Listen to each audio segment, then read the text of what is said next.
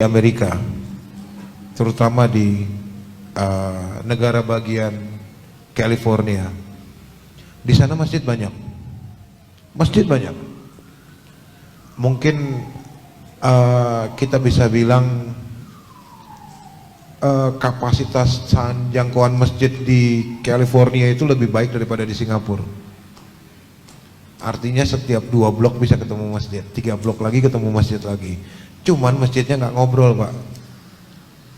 Iya, orang India nggak mau sholat di masjidnya orang Pakistan. Orang Pakistan nggak mau masjidnya orang Indonesia. Orang Indonesia nggak mau ke masjidnya orang Malaysia. Ini luar biasa ini.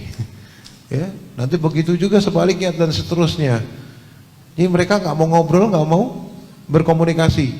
Nanti yang susah, yang satunya lagi bikin kajian atau bikin acara karena ada wedding. 2 blok sebelah sana masjidnya lagi ada sholat jenazah. Iya kan? Nah ini yang waktu itu yang minta ke saya itu memang dari Muslim Educational and Conference Central of America.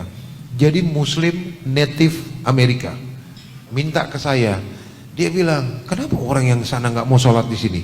Orang Nigeria nggak mau sholat di masjid orang India. Ini India sama Bangladesh aja nggak ngobrol. Padahal dua-duanya pakai peci yang sama. Nanti Bangla ini nggak mau lagi ngobrol sama orang Sri Lanka.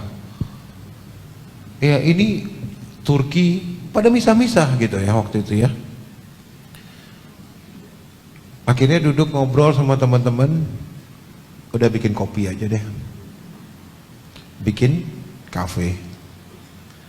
Jadi di seberang masjid atau di sebelahnya biasa. Kita ngambil space kecil, pakai small container, kita bikinin 10 feet, 20 feet kita belah, kita bikinin kedai kopi. Di situ kopinya hitam semua, bayar semuanya seikhlasnya. Jadilah tempat nongkrong bule-bule. Yang kita buat pemancing memang si bule-bule tadi, Native American. Nanti kan yang pendatang nih kayak orang Pakistan, ya masjidnya Pakistan ya, masjidnya orang Indonesia, masjidnya Nigeria, masjidnya Afro beda ya sama Nigeria ya.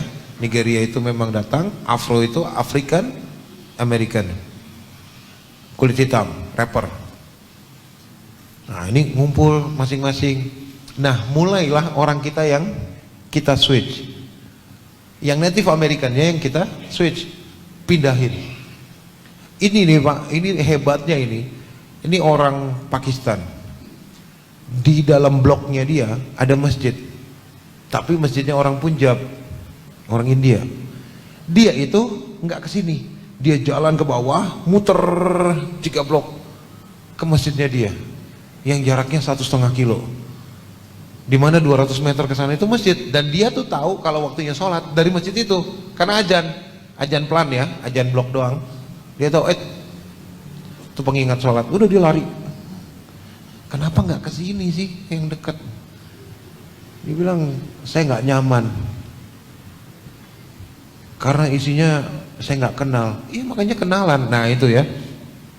Akhirnya kita bikin kopi itu, ngobrol mereka, duduk. Nah pada saat yang tadi itu si Pakistan tadi lihat loh, ada bule ini yang dia sering ketemu di masjidnya dia, ngopi di situ. Bule ini lagi jalan, karena dia sering ketemu di kedai kopinya, dia panggil kan, mau kemana? Saya mau ke kedai kopi itu, di situ. Kenapa nggak ngopi di sana? Sama aja. Sama seperti apa? Iya sama aja, sama rasanya, sama bayarnya juga seikhlasnya. Boleh bawa saya ke sana? Can you take me there? Yes, come on. Jalan berduaan ke situ. Dia masalahnya adalah nggak punya yang kenal. Ada bule ini, bule native ya, maksudnya ini bule native itu benar-benar orang Amerika. Tatoan, bekas Navy, banyakan mualaf mereka. Ikut ngopi, bayarnya juga seikhlasnya. Tanyain sama bule, kita sudah briefing mereka. Rasanya gimana? Sama nggak? Sama. Enak nggak? Enak. Sama kan sholat di masjid sana sama di sini, rasanya sama kan? Kayaknya sama. Sholat sini aja. Udah mau azan, ya ajak sama bule ya masuk. Mulai 1, 2, 10, 20, ratusan. Dan akhirnya terkonek dengan sendirinya. Ini di negara yang bukan negara mayoritas muslim. Ini di negara yang mendukung liberalitas nomor 1. Iya kan, di sana liberalitasnya tuh tinggi, kebebasannya itu tinggi. Akhirnya bergerak ke arah Manhattan juga. Kita bikin di Manhattan juga. Nah, kalau di Manhattan kita dikenal dengan The Black Building. The Black Building karena kita desain masjidnya itu kayak Ka'bah.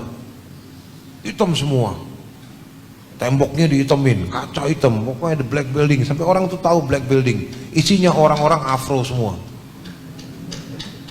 Iya, itu negro. Tadinya orang itu benar-benar takut ke situ. Saya aja jadi nggak tahu ya, mungkin karena desainnya kali ya agak mencekam. Ya sekarang akhirnya kita lebih humanis. Kita taruh kafe di depannya. Jadi mereka yang ngopi, yang bukan muslim yang ngopi di situ, ngedengerin azan. Jadi azan itu nggak boleh pakai kayak kita gini, pakai toa gitu nggak. Mereka pakai speaker kayak indoor. Ini kegedean. Kolom mana sih? Yang kayak kolom itu tahu ya? Adalah di masjid-masjid lain tuh. Nyebrang jalan kan kedengeran. Nah, kita mulai dari situ dakwahnya. Dan setiap azan baristanya kabur. Iya, nyebrang. Di Amerika belum terbiasa. Tapi kita biasain. Akhirnya terbiasa. Mereka tahu. Okay, that sound. Stop ordering, stop pesan. Yang ngomong bukan muslim. Ke orang yang baru datang ke situ. That sound. Azan, suara itu, udah stop ordering. Kadang-kadang saking nggak taunya mereka di masjid ini, kadang-kadang kalau ada kajian itu mereka tuh baca Quran kan pakai speaker, dipikirnya sama, that sound. Dilihatin orang kita masih di situ megang note. You are not going there? No, it's a pray time. No, it's not. Baru kita kasih tahu dia, itu Quran yang dibaca, bukan azan. Dengan cara-cara seperti ini ya, cara-cara simple. Makanya saya bilang bisnis itu harus berkah, bisnis itu harus ke atas, ya ke langit. Bisnis itu mendahulukan Allah. Allah udah janjikan ya kan? Jika kau kejar dunia, kuberikan dunia dan isinya.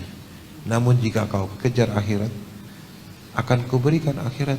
Dunia dan seisinya akan mengikuti. Itu ngikutin Pak. Beneran. Kok minum kopi sepuasnya? Iya. Bayar seikhlasnya? Iya. Emang untung? Untung? Saya lagi ngebangun di Jogja cabang ke-21 di Indonesia. Kalau dibilang nggak untung, masa sih cabang sampai 21? Itu berjalan ya, maksudnya organik ya. Nggak tiba-tiba buka 20 cabang gitu, nggak. Organik, 1, berkembang lagi tambah 1. Yang dari sini bisa kekumpul, nambah lagi 1.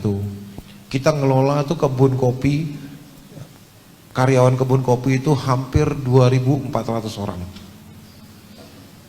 Hampir 2.400 orang. Kalau ditambah sama karyawan roasting, lebih dari 2.400 orang. Semua sistem gajinya bagi hasil. Saya sama mereka sama. Saya sama mereka sama. Tutup buku bulanan. Guys, woi ngumpul. Ada 5 miliar. Bagi.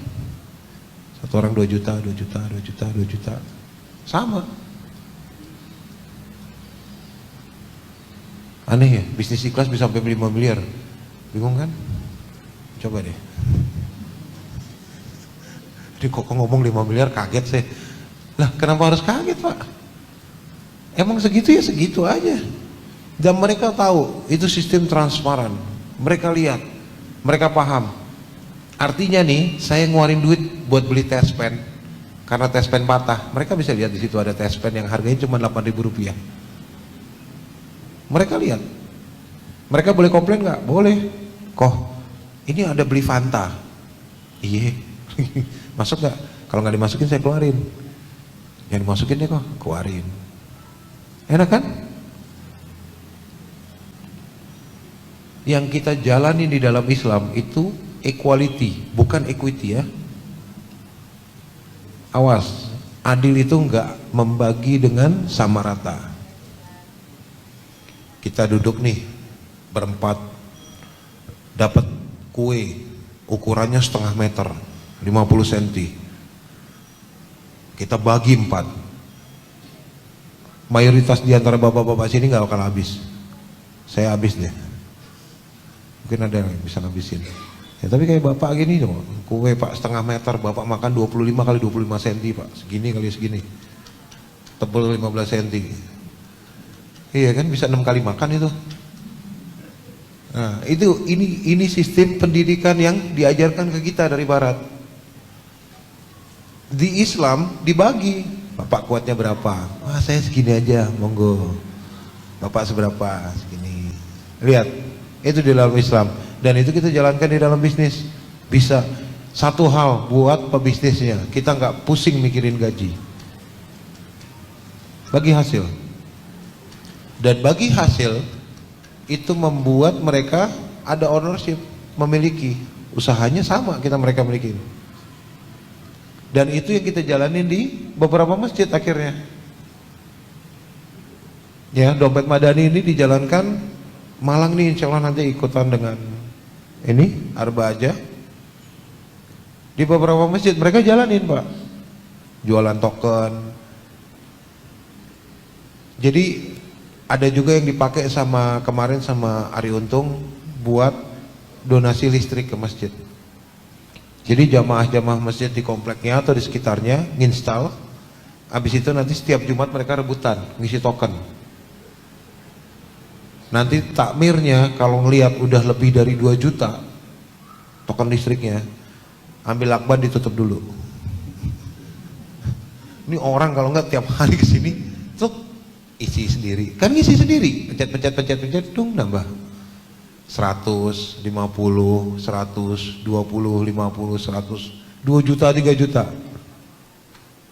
Dan kita udah ngebebasin selama 3 bulan berjalan ini, udah lebih dari 700 masjid di Indonesia.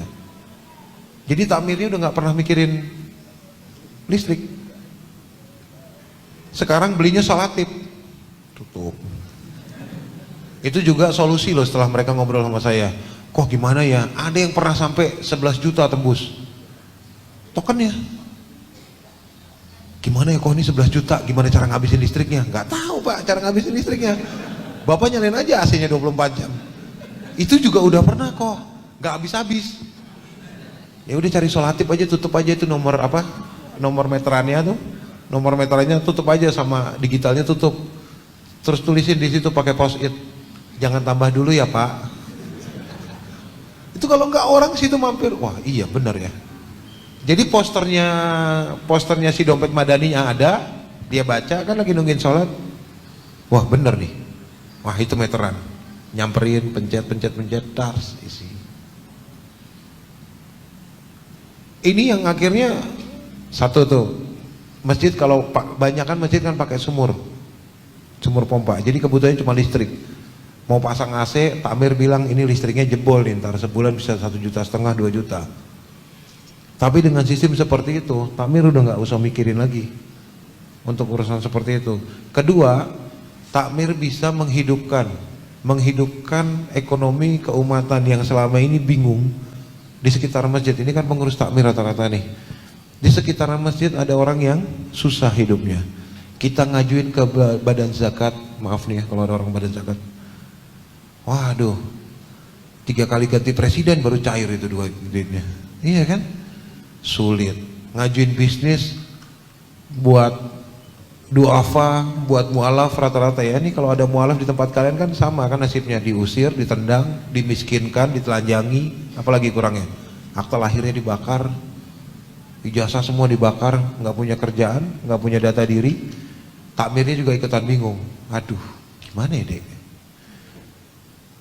KTP pun nggak punya, iya kan? Nah, dengan menghidupkan ini OB ini yang akan dijalankan ini sama Arbajo ini, modalin cuman pulsa. Ini modal ya, nanti kamu balikin ke kami. Berapa bulan nanti tergantung kamu siapnya untuk ngembaliin ke kami.